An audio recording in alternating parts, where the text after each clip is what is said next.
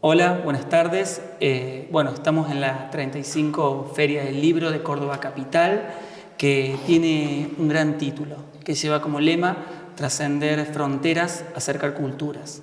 En esta jornada tenemos en esta ronda una ronda muy especial que lleva por nombre Escrituras sin fronteras. Y nada menos que hablar de Escrituras sin fronteras con una gran escritora que es Perla Suez. Perlas, buenas tardes. Gracias. La verdad, gracias por invitarme a participar en este espacio. Estamos muy contentos y muy felices, que es un momento muy especial, sobre todo para la Feria del Libro, por tantos años que se viene desarrollando. Más sobre todo en esta ocasión que has ganado un premio increíble. Así que, en esta oportunidad vamos a charlar un poco sobre tu trayectoria, pero también vamos a contarle un poco a los lectores, a las lectoras, que toda la trayectoria que ha tenido Perla Suez en Córdoba y en el mundo, tanto a nivel nacional como internacional. Así que un poco por ahí quisiera arrancar a que conversáramos sobre la importancia de la literatura infanto-juvenil que ha tenido en tu vida y pensar lo que ha significado eso, porque hace ya un par de años fuiste fundadora de la revista Piedra Libre, que es una revista dedicada a la literatura infanto-juvenil, como también fuiste cofundadora del Centro de Investigación de Literatura Infanto-Juvenil aquí en Córdoba. Así que eso para nosotros es un gran aporte, porque hemos reconocido a grandes maestros que nos formaron en esto de la promoción y la difusión de la literatura. Así que, ¿qué significa para vos hoy verte desde este lugar y haciendo un giro hacia el pasado como promotora y difusora de la literatura infanto-juvenil? Bueno, muchísimas gracias por tu repaso de mi historia, de la génesis, cómo arranca el tema de la literatura en mí, ¿no? Yo tuve la experiencia, yendo a la génesis de la literatura, lo que yo llamo literatura para niños y jóvenes, que lo podemos charlar después también, y por qué no infanto-juvenil. Me parece que es fundamental que cuente cómo arranca esta historia. Era la época del proceso y yo estaba en la universidad, fui amenazada y tenía el 8º año aprobado de la Alianza Francesa. Veo que hay una beca a Francia como posibilidad de perfeccionar el idioma.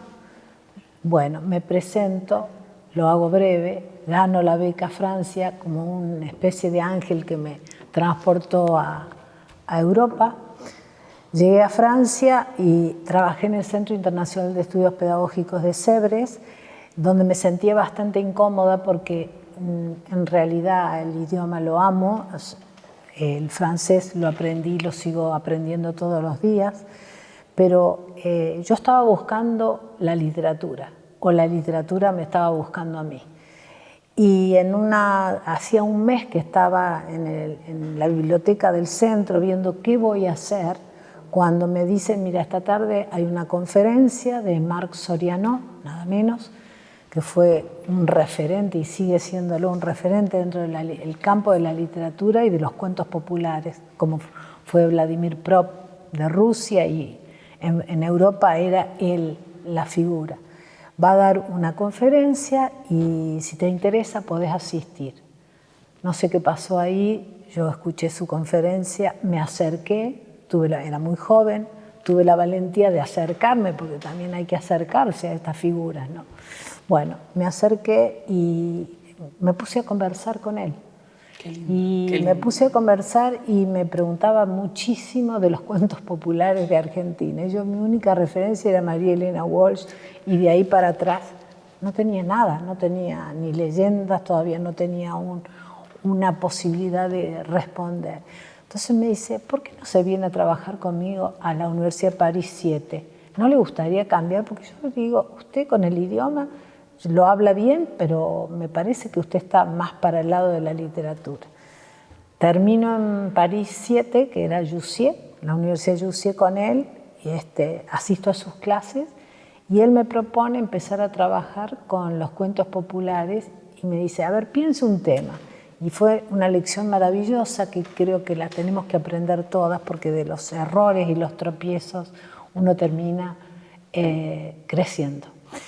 Y entonces yo creí que hacía alarde de todo lo que sabía de Vladimir Prop y de las lecturas de él, y le digo, podría trabajar con los cuentos populares de la tradición, la Caperucita Roja, bueno, ver una serie de los cuentos y investigar por ese lado. Me dice, pero usted es argentina, viene de América Latina y va a investigar sobre Europa. ¿Por qué no investigar sobre los cuentos populares suyos? Qué experiencia. Claro.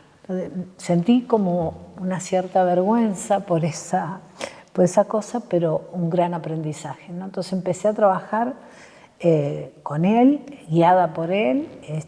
Me mandó a la Universidad de Oslo a un congreso que había sobre los cuentos populares, con mi primer trabajo muy modesto, pero en francés, había que defenderlo, lo defendí como pude. Hoy lo veo y digo, esto no lo publicaría nunca, pero también es muy bueno que pase eso, también es muy bueno que pase en la escritura eso, sí, de que uno diga, hay cosas que escribí porque arañé el papel, arranqué, pero no lo volvería a publicar, porque uno va haciendo un camino. Y en la literatura, tanto para niños, vuelvo a eso, no me olvidé que me preguntaste eso, en la literatura, cuando hablo de literatura me refiero a las dos orillas, la literatura para niños y jóvenes y la literatura, digamos, para mayores, o sin edad. Me parece que es fundamental cuando uno trabaja en ese territorio tan rico, dar tropiezos y empezar siempre de nuevo, ¿no? Para poder avanzar. Para poder avanzar, y porque uno nunca, la característica misma del arte que está en la literatura básicamente es, digamos, la incertidumbre, la inquietud. Hay un montón de factores que trabajan permanentemente. No es que sea tan plácido escribir, ni es que sea tan tremendo y duro escribir. Yo creo que como somos humanos de carne y hueso, las contradicciones están todo el tiempo en el trabajo. Es mucho trabajo, poca inspiración, como decía Faulkner. Y así arranca la génesis más primera de mi trabajo. Yo me quedo en Francia 2 años y me contacto con Geneviève Pat, que es una referente también de la literatura. Ella tiene libros muy importantes sobre la importancia de leer, y me invita a trabajar en la biblioteca de Clamart, que era una pequeña biblioteca en ese momento que trabajaba con niños marroquíes y africanos, básicamente, inmigrantes. Era un barrio de inmigrantes y había una biblioteca piloto y había que acercarles los libros a la casa en canastos, donde llevamos pan y libros. Tocábamos el timbre, hablamos con los padres y los acercábamos a la biblioteca, a los padres y a los niños. El acto de leer puro, ¿no? Sí, y eso fue para mí muy rico, porque acá todavía, fuera de María Elena Walsh, algo de Sebastián Talon en literatura para niños. Y muy pocas cosas que se rescataban, no había un camino hecho, ¿no? Bueno, la biblioteca de Clamart me abrió las puertas a mí al conocimiento de un montón de autores, de un montón de escritores, no solo por los libros, sino por las personas. Maurice Sendak vino de visita, nada menos que Maurice Sendak, el de Max y los Maxi Monstruos, vino de visita a la biblioteca con su modestia y su candor, te diría. Y dio una conferencia muy hermosa que fue traducida, porque la hablaba en inglés, no hablaba francés, y me pidieron a mí que, a pesar de que yo no hablaba muy mal inglés, que le hiciera una visita guiada por la biblioteca y le mostrara las secciones y todo. Fue una experiencia muy rica. Que ese cambio fue importante, digo, porque empaparte tantos autores y autoras europeos y desmitificar, ¿no? Claro. Bajarlos a tierra, claro. Que eso es el trabajo que sí se ve ya, porque los escritores, sobre todo los que escribimos para niños, vamos a las escuelas, bueno, en épocas de no pandemia, por supuesto, pero bueno, estamos en contacto por mil razones, hay contactos y cómo comunicarnos con los niños y con los docentes, ¿no? Y cómo promocionar el libro. Todavía falta mucho, pero por ahí vamos. No sé si me fui por las ramas, pero la verdad que es una experiencia muy rica volver a esos inicios, porque bueno, para aquellos que no saben, Perla Suez es profesora y licenciada en Letras por la Universidad Nacional de Córdoba, estuvo dedicada al cine, estudió cine en algún momento de su vida, que eso también se ve muchísimo en sus obras, y además Perla nació, es nieta de inmigrantes ruso-alemanes. Son rusos, ucranianos de origen judío. De origen, claro, sí, sobre todo, claro. Tenés razón, porque antes fue el Imperio Austrohúngaro y se hablaba alemán. Claro. Así que bueno, y también de niña nació en Córdoba y pasó su adolescencia en Entre Ríos, ¿no? En esa tierra colorada, esa tierra que también describe en sus novelas y que lo describe de una manera excelente, muy del cine, muy cinematográfico, esas descripciones que uno vive tal cual. Así que bueno, un poco recuperando esto de la literatura para niños, es importante pensar en tus trabajos y sobre todo en uno particular, que es Memorias de Vladimir. Que es un texto que ha marcado a muchas generaciones de niños, de niñas, de adolescentes, pero también de profesionales, de adultos. Realmente uno siempre vuelve a Memorias de Vladimir. Y quizás, como vos decís en tu propio libro, quizás no sé si ese niño que viaja, que migra, ha dicho esas palabras, pero era necesario decirlas y contarlas para darle un lenguaje, un estilo. Y creo que realmente Vladimir nos conmueve porque es la historia de Vladimir, como muchos recordamos, es aquel niño que viene escapando del ejército o de los cosacos. De los cosacos bajo el imperio del zar Nicolás. Entonces, bueno, ¿cómo fue escribir o reescribir? ¿Sentías que había una deuda, ¿no? Ahí, con esa escritura, con ese libro puntual.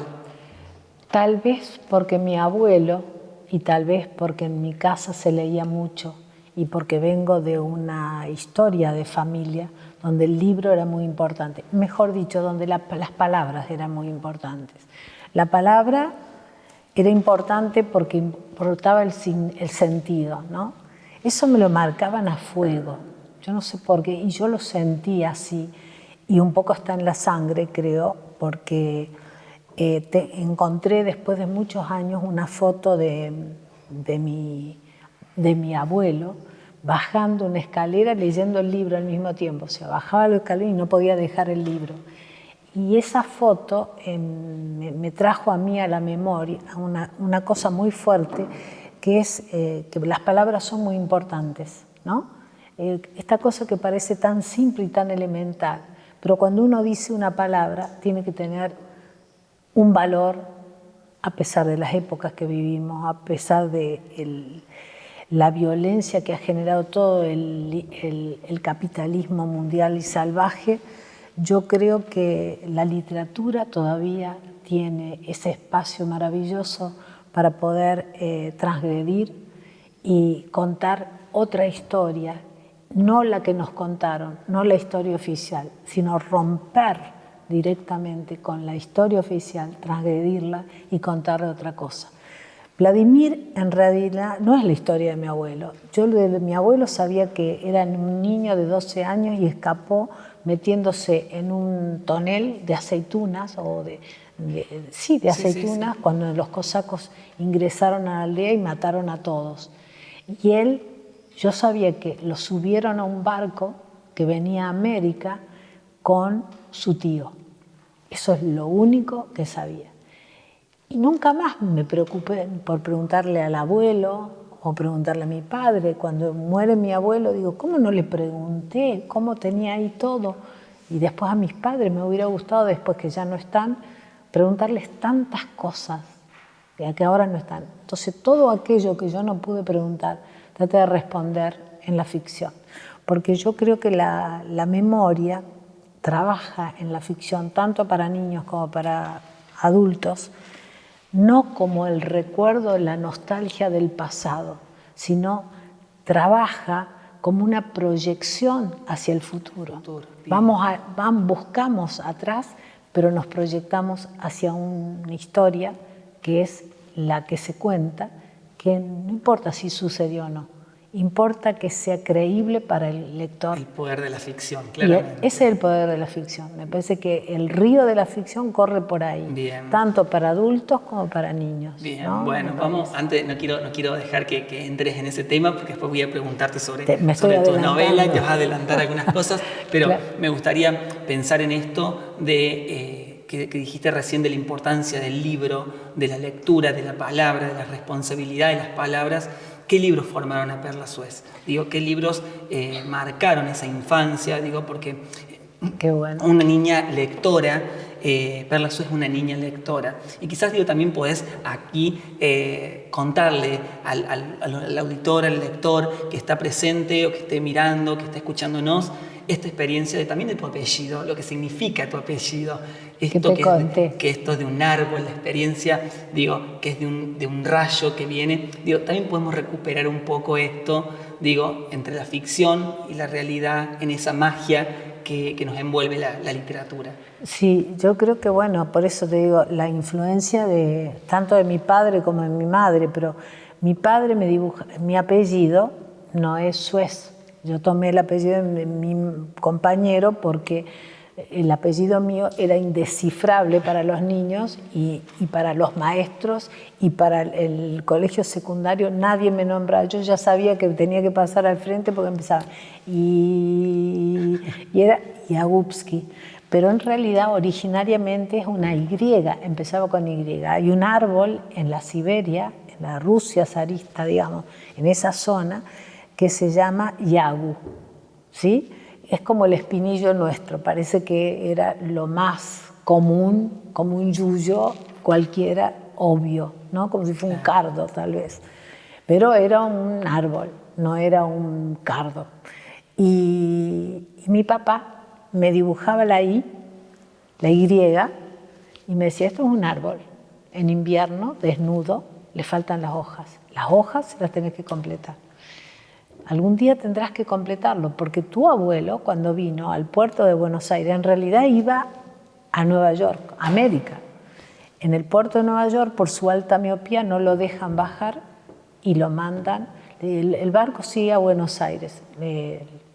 Ahí la gente de los controles dijo, con su alta miopía, no, acá trabajar no. El barco siguió a Buenos Aires y en Buenos Aires lo dejaron entrar en el hotel de inmigrantes y qué sé yo, y después pudo hacer su vida como Vladimir. Mi abuelo no se llamaba Vladimir, así que de ahí ni trajo un gallo en sus manos. Creo que ese árbol se ha completado, que lo has completado en tu ficción, a partir de tus novelas, desde Memorias de Vladimir hasta tus últimas novelas, has completado un árbol genealógico de personas y personajes que rondan por esas tierras en búsqueda de algo. Siempre hay algo. Sí, yo creo que ha habido un mandato fuerte en esa letra Y. Cuando mi padre me dijo, las hojas se las vas a poner vos, había un mandato de completar el árbol, ¿no? Y el apellido mío es Yagubski. Ski es hijo de Yagu, que es el espinillo, digamos. Entonces, cuando llega al puerto de Buenos Aires, le preguntan cómo se llama y él se inhibe y dice, no,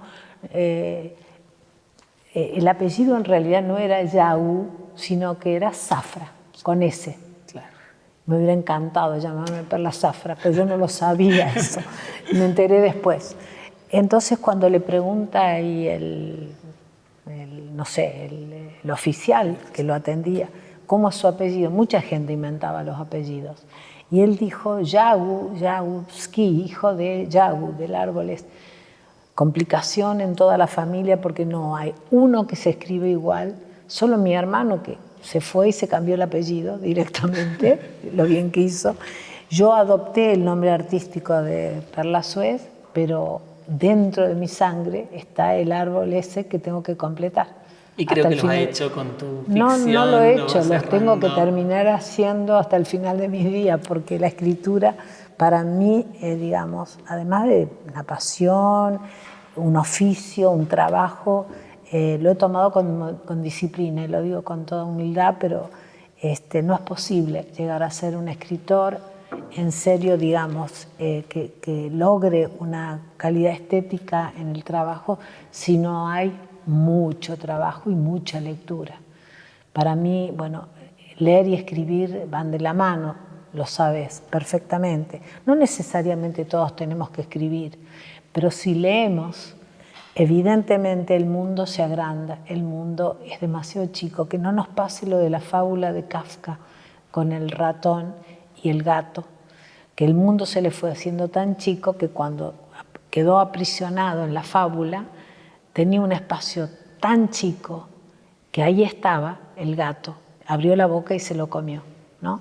Entonces creo que en ese sentido simbólico, alegórico, la lectura nos abre a otras posibilidades, nos abre la mente, nos enciende fuegos extraños.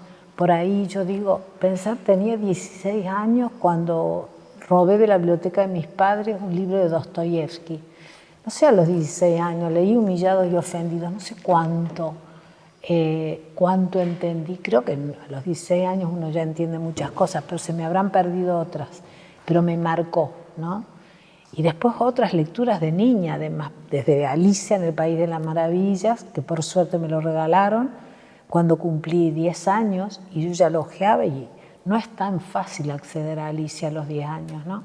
Pero lo leí y me acercaba a un montón de libros que tenía mi hermano, que era más grande que yo. Entonces Salgari, me encantaba El Conde de Montecristo, todo lo que leían los varones. Has dicho que Moby Dick sí, también. Moby Dick después, Moby Dick no me separé nunca, siempre vuelvo y ojeo aunque sea unas líneas, porque sigue siendo un referente. Y creo que lo cerré cuando terminé el País del Diablo, porque el desierto, como espacio enorme, inconmensurable, donde no hay sombra, es como el mar, como el océano, un poco como la búsqueda del capitán Ahab para llegar a la ballena blanca, ¿no? Exactamente. Para cazarla. Y bueno, simbólicamente hay algo de eso también, ¿no? O el desierto de los tártaros de Dino Buzzati, donde, bueno, toda esa cosa, esa dimensión que es infinita y que es tan nuestra también, tan argentina, ¿no? Sí. Porque es la Patagonia, pero también es la Pampa. Y bueno, volviendo a la literatura para niños, aunque no me lo preguntaste, sí te quiero decir que cuando yo escribí El oso, el cuento del oso puede gustar o no gustar, pero en realidad era el desafío de un oso que vive en el hielo y que el tipo decide ver cómo es vivir en el calor, cómo se puede vivir en el calor. Entonces emprende un viaje. Se monta en un glaciar y le dicen, vamos a pescar. Me dijo, no, yo me voy de viaje. Y hace un recorrido por el África y se mete en Marruecos y ve un tren cargado de cáscara de naranja. Bueno, hace un montón de aventuras y está transpirado el oso con el calor que hace. Puede experimentar. Y él ve, hay un ojo, y ahí empecé a jugar con lo onírico, porque en la literatura me parece que, tanto para niños como para adultos, es muy necesario en nuestra época, en el siglo XXI, impregnarse, interiorizarse de otras artes. No alcanza solamente la lectura del libro. Me parece que la música, me parece que la pintura, me parece que la escultura, me parece que todo aquello que habla por sí mismo y que conmueve, influye en ni hablar el cine, ¿no? Que para mí es fundamental, de alguna manera impacta en la palabra y impacta en la época que vivimos. Tenemos todas las redes y los medios que están permanentemente funcionando y la velocidad y todo eso, ¿no? Tal cual. Entonces, bueno, hablando justamente del oso, que quería que íbamos a charlar un poco al final, pero después vamos a recuperar. También traje otro de los libros de Perla, que es El hombre de polvo, que es un libro donde Perla pone la historia, el libro está de Perla Suez con las ilustraciones de Mariana Weindiskle, que realmente es increíble porque, bueno, es la historia para un niño, pero que un niño y un adulto pueden leerlos y aprender. Este hombrecito de polvo que realmente está pasando por un momento complicado de su vida, donde no puede entender el mundo, pero que después logra entender, y digo, la experiencia de vivir. Por eso digo, siempre en tu literatura está la experiencia, siempre está rondando la experiencia del viaje, de la aventura, de esto que vos misma decías de Moby Dick, que te atravesaba en toda tu obra. Y realmente, porque digo, Sí, avanzando desde El hombrecito de polvo, o Memorias de Vladimir, o El oso, o los cuentos que tenés, que te atraviesan en literatura para niños, también a partir del 2000, con la publicación de tu novela, hay otro giro. Entonces, sí, aunque podremos pensar como una novela a Memorias de Vladimir, no como una novela breve, pero una novela al fin, totalmente. pero realmente tus novelas, y un poco quiero ahora que arranquemos a hablar de eso, cómo esto tuvo siempre presente, digo, nunca más allá de la adaptación del lenguaje en un texto para niños, también hay ese mismo lenguaje se lleva a la novela. Entonces un poco, bueno, quiero que nos fuiste respondiendo entre escribir y el leer este mismo acto. Digo, ¿cómo surge esto del 2000, de tu escritura, de tu primer publicación de la novela, o segunda, si contamos, que es la después de Memoria de Vladimir? ¿Cómo aparece? Mira, un poco me pasa ahora que lo puedo ver. Yo al principio, bueno, me lancé a escribir en el desafío de encontrar una problemática que me tocaba, que la necesitaba, que me pertenecía de alguna manera sin saber bien hacia dónde voy, ¿no? Siempre pasa eso en la escritura, va creciendo, a veces parece una imagen, pero no es necesariamente una imagen, porque a mí el cine me enseñó que las historias son importantes también, ¿no? Que hay una trama y que ahí tiene que haber tensión, y aprendí un montón desde Hitchcock hasta Truffaut y todo el western del Tarantino y de los hermanos Coen, más actual, y el cine clásico, ¿no? De los grandes cineastas del neorrealismo y de los escritores neorrealistas italianos, sobre Claro. todo, ¿no? Bueno, y eso me sirvió a mí para pararme en un lugar que yo lo muestro un poco simbólicamente. Digo, pero ¿cómo hago para ir de la orilla de la literatura de El País del Diablo a cruzarme al oso en la literatura para niños? Un poco alegóricamente siento como si hubiera el río de la ficción. Es el esas dos lagunas. Claro, y también es un río donde hay un puente donde yo me paro y a veces necesito irme a una orilla y a veces a la otra. Pero evidentemente hay un lenguaje, cuando escribo Espero, la historia del perrito, evidentemente pensaba en un niño que lo pueda leer. Pero me conmovía la soledad de ese perrito y pude resolver, después de mucho trabajo, no es que me salió así, por dónde salía su libertad, por dónde estaba la libertad del perrito. Él espera que vengan a llevarlo al parque y empiezan sus celos porque no vienen, que tal vez se fueron con otro perro y todo, hasta que él encuentra una salida que es la suya. Claro. ¿No? Aparece otra cosa en la vida, claro. ¿No? Bueno, eso mismo me pasa cuando trabajo en la literatura para adultos. Hay que busco, borro, tacho, tropiezo, me caigo, digo, esto no va, lo tiro, ya está, ya escribí esto, ahora no puedo volver atrás.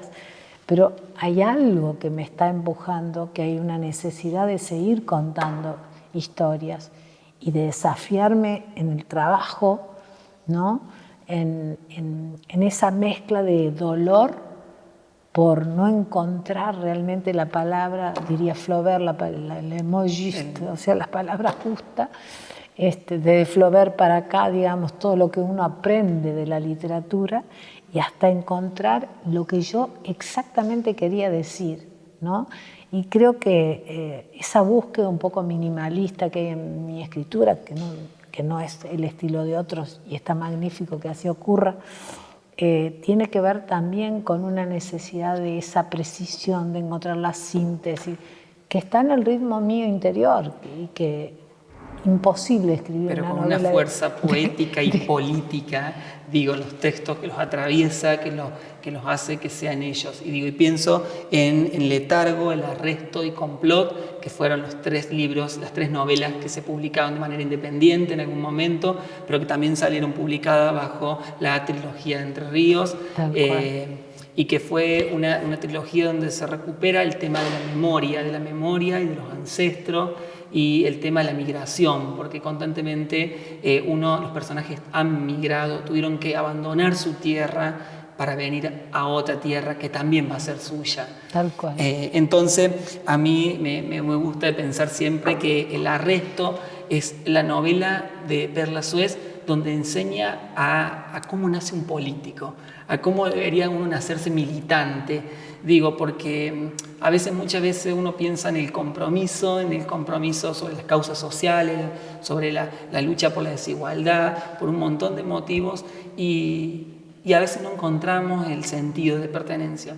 Y después de leer El Arresto y de atravesar con angustia, con desesperación, todo lo que vive el personaje, realmente al final creo que te deja esa sensación que dice, como dice el propio personaje, me pongo del lado de la vida, de poder recuperar esta experiencia de lo que hace el sentido y la lucha, ¿no? Y el compromiso. Realmente esta trilogía para mí fue conmovedora porque reviví mucho una cuestión de la migración, pero leí desde el presente. Digo, y eso también es un juego interesante en tu narrativa, en tu escritura, que volvemos al pasado, pero a la luz del presente, para futurizar eso y llevarlo y hacer memoria y justicia sobre esas vidas, esos personajes que deambulan en búsqueda de una mejor vida, creo. Yo creo que has dado en la tecla, en la obsesión que hay en mi escritura, que sí la reconozco, me la han dicho muchos, pero yo también la siento como tal. Yo vengo de una cultura y no de otra, ¿no? Vengo de abuelos que me enseñaron cosas de la cábala, y cuando yo entré a la universidad leía Calderón de la Barca, que la vida es sueño y los sueños sueños son. Y a mí mi abuelo me había dicho que la vida no es sueño, que la vida es aprender a despertar, porque eso dice la cábala. Entonces, ya puse en cuestionamiento a Calderón de la Barca para leer eso. Y bueno, y estas cosas yo creo que tienen que ver con esta obsesión que digo, que es la expulsión, las exclusiones, el ser un ser errático en la vida, el no tener un lugar en la tierra donde vivir, el poder tener un espacio, un lugar en la tierra del cual yo no me puedo separar, porque pienso en los migrantes actuales, en los migrantes que fueron mis ancestros, que escaparon del faraón en Egipto y que hoy las grandes masas están yendo y viniendo, buscando un lugar donde asentarse y sin encontrarlo. Y las desigualdades. Y todo eso para mí ya es parte de lo que se llama la esencia, que es el hueso, ¿no? El hueso, lo esencial para la condición humana, ¿no? Tener un lugar donde vivir una vida digna. Y cuando ves la realidad se sufre mucho. Entonces la escritura a mí me permite abordar, aunque esté en el siglo XIX, el contexto en el país del diablo, aunque me ponga en Humo Rojo en otra época, en el 1950 o no sé, por ahí, o en El hombrecito de polvo para niños, ese ser que se va deshaciendo en el aire, ¿no? Porque envidia el vuelo de los pájaros, pero no puede resolver su propio destino, su propia condición. Y también que tiene que ver con toda una violencia que nos rodea, ¿no? Entonces, hay una cosa muy importante que es en la lectura, que me pasa en la lectura como en la escritura, que es siempre estar buscando a través del deseo que manda en ese texto, irme directamente a ¿a qué me están contando? ¿Qué nuevo aprendo de la vida? ¿Qué cosas diferentes pueden pasar a un ser humano que no está en la realidad? ¿Qué otras opciones hay, además de lo que estamos viendo? Y creo que la literatura hace eso. Y creo Tiene que que eso hacer eso, lo ¿no? ha hecho muy bien en tu novela El País del Diablo, que digo que también es un motivo y un homenaje para estar acá hoy charlando con vos, sobre todo porque digo, en el 2015 El País del Diablo fue una obra que ganó el premio Sor Juana Inés de la Cruz, un premio importantísimo, y que el año pasado fue ganadora del premio Rómulo Gallegos. Entonces, y después de escuchar el dictamen que dio la fundación, digo, y sabiendo lo que significa para nosotros los lectores y las lectoras conocer a Rómulo Gallego y haberlo leído y estudiado, tener un premio de esta magnitud que para como latinoamericanos nos hace tanto bien, la insistencia sobre todo en contar una historia, pero una historia distinta, digo, una historia que está, diría Walter Benjamin, a contrapelo, ¿no? Una lectura hecha a contrapelo de la historia, donde uno va revisando nuevamente un archivo de situaciones. Y una de esas cosas, digo, que se destaca en tu novela es, primero, es pensar la trama de la historia que estamos contada o está planteada alrededor de una niña mapuche, Lum, que es machi, que es jefa de su tribu, que se inició con 14 años y que es mestiza, hija de una madre mapuche y un padre huinca, y lo que significa eso, ambientada en el siglo XIX, pero narrada desde el presente. Digo, una novela donde los personajes, hay 5 personajes que vienen a desaparecer la última toldería en la campaña del desierto, y que esta niña viene un poco a hacer justicia y a hacer memoria. Y en esto quería también centrarme sobre todo en los personajes, digo, los personajes precarios con los que trabajas, digo, los personajes comunes, aquellos que nos hacen a nosotros, muy cercanos, los lectores y a las lectoras, nos hacen sentirlo como propio. Y digo, ¿cómo fue construir ese personaje, sobre todo de Lum, y lo que significa Lum en esta historia? A ver, hay cosas que trabajan, que van más allá de uno, que se llama azar, ¿no? Yo estaba en Santiago de Chile, me habían invitado a dar una charla de literatura para niños, y a la salida me dijeron, te acompañamos al hotel. Y dije, ¿a cuántas cuadras estamos? 2, 3 cuadras y estás en el hotel. Y si querés te das una vuelta, hay una librería por ahí, te puede interesar. Bueno, así fue. Yo le digo, me voy sola, puedo ir sola, déjenme sola. Y me paro en la librería y veo Memorias del Lonco Pascual Coño, en bilingüe, mitad mapuche, mitad castellano. No sé qué, entré adentro y lo compré el libro. Esa noche empecé a leerlo, por supuesto, en español, en castellano, y empecé a descubrir cosas de la cultura mapuche, de la cultura de los pueblos originarios en realidad, que ignoraba absolutamente, ni en la escuela, ni en mi casa, ni en ningún lado había escuchado. Entonces empecé, había comprado en Francia las obras completas de Mircea Eliade, empecé a leer a Mircea Eliade, empecé a meterme en la cosmogonía de los pueblos originarios. Me fui al positivismo y leí La rama dorada de Pfizer, que es un libro clásico impecable a pesar de su mirada, que no comparto, frente a lo que son los pueblos originarios. Pero aprendí un montón, ¿no? Y de ahí, no sé por qué, me encontré un día con un libro de la campaña del desierto, que era escrito por el escriba de Roca, del presidente de la República entonces, que fue la época cuando llegó el barco con mis abuelos. Es la misma época cuando está Roca, cuando llega en mis abuelos y les da un lugar, una tierra para cultivar. Gran contradicción en mí. Una tierra donde mis abuelos pudieron vivir bien y a sus hijos les permitieron que estudien. Mis padres pudieron estudiar y por supuesto yo también.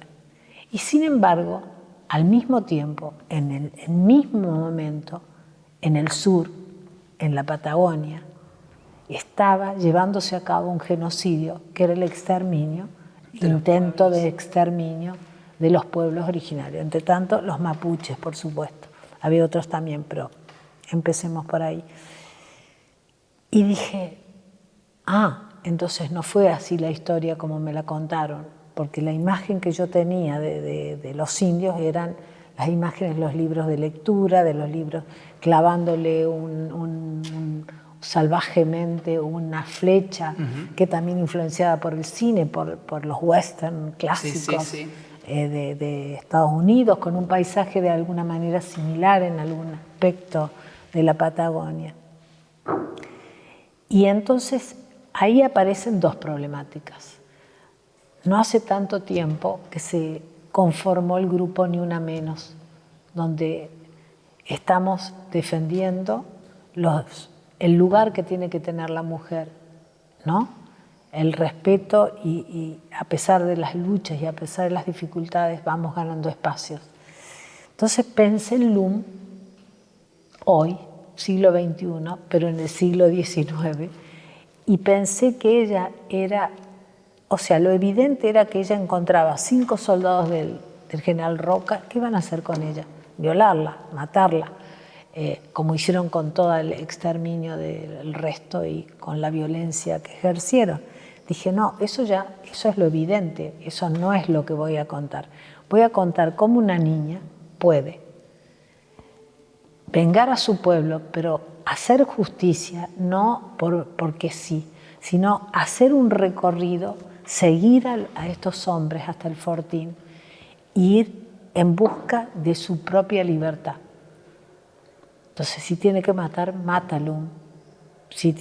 Pero ella es la que conoce el espacio y ese tiempo. Los otros están perdidos, necesitan una brújula que no les anda, tienen miedo, les pasa de todo. Ella no, aunque tenga miedo. El miedo en ella no tiene nada para perder. Ya perdió a su machi, a su madre. A su madre hay una escena de femicidio, dirían en Centroamérica el feminicidio. Hay una escena de un femicidio del Huinca, del hombre blanco, que viene y mata a la madre, le corta la cabeza y la cabeza rueda como una pelota de trapo, ¿no? Y ella tiene 4 años y está haciendo burbujitas en el agua y ve.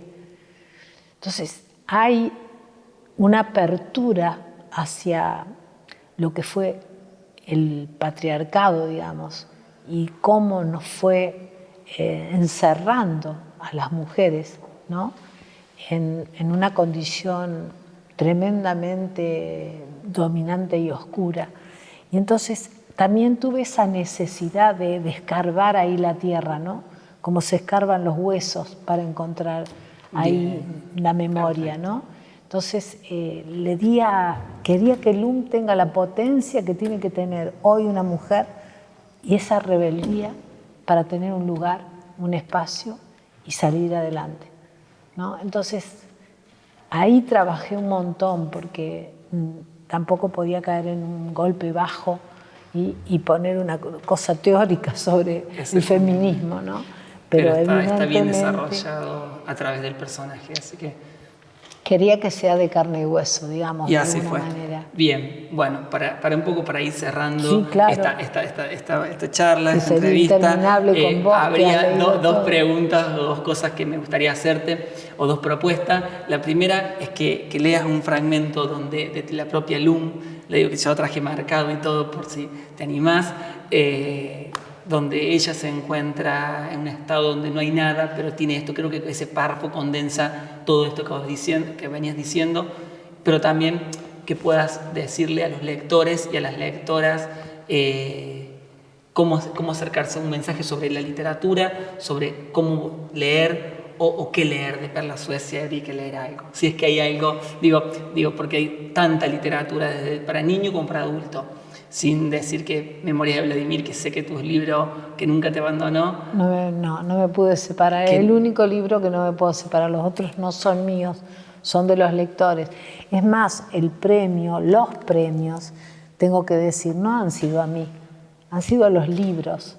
Entonces tengo muy claro que lo que ha golpeado a los jurados cuando han leído el libro El País del Diablo, o cuando han leído otro de mis libros, o Letargo, o el que fuera, pienso que los personajes les han llegado muy profundamente. Y esa es la satisfacción del escritor.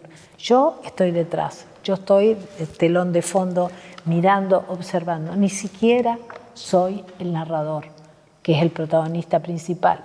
Es Lum, es el desierto y es el narrador, el protagonista. Yo estoy detrás. Pero una honra grandísima, porque el premio Rómulo Gallego por El País del Diablo, tenemos que decir que es el premio para una mujer escritora latinoamericana, de Córdoba, de Argentina, y eso es increíble, porque... Eso sí es un orgullo. Es un orgullo porque, realmente sí. Ha sido el jurado tan real, ha valorado tanto la producción, sabiendo los antecesores que tuvimos, que fueron algunos incluso maestros y vos, escritores que admirás, que recibieron el premio. Imagínate, ni soñar.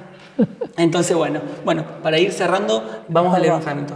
Dale. A Lum los ojos se le llenan de furia. Nehuechén, dame fuerzas. No tengo pueblo ni familia, solo esta yegua que me has entregado y la tierra que me da de comer. No tengo motivos para estar en este mundo. Todo me lo han quitado, Nehuechén. Fueron esos hombres, los Wincas traídos por el Gualicho.